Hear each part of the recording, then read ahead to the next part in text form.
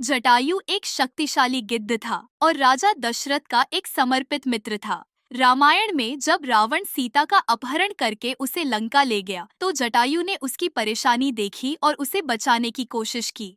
अपनी वृद्धावस्था के बावजूद उसने राक्षस राजा रावण से लड़ने के लिए अपने तीखे पंजों और चोंच का उपयोग करते हुए बहादुरी से हमला किया। हालांकि रावण शक्तिशाली था और उसने अपनी तलवार से जटायु पर वार किया, जिससे उसके पंख कट गए। गंभीर रूप से घायल होकर जटायु जमीन पर गिर गया। बाद में राम और लक्ष्मण ने उसे उसके अंतिम क्षणों में पाया। जटायु ने उन्हें सीता के अपहरण और रावण की दिशा के बारे में बताया। उसके बलिदान से प्रेरित होकर राम ने उसका अंतिम संस्कार किया, जिससे उसे मोक्ष मुक्ति प्राप्त हुई। जटायु की कहानी साहस, निष्ठा और बलिदान का प्रतीक है।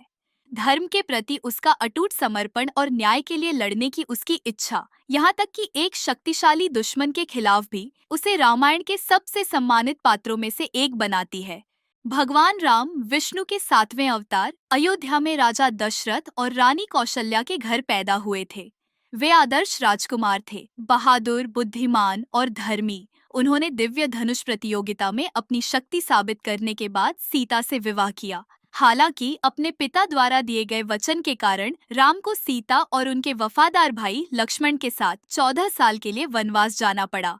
वन में सीता का अपहरण राक्षस राजा रावण ने किया था। हनुमान और उनकी वानर सेना की मदद से राम ने लंका तक एक पुल बनाया, एक महान युद्ध लड़ा और रावण को हराकर सीता को बचाया। अपना वनवास पूरा करने के बाद राम अयोध्या लौट आए और राजा बने, और राम राज्य के रूप में जाने जाने वाले स्वर्ण युग की शुरुआत हुई।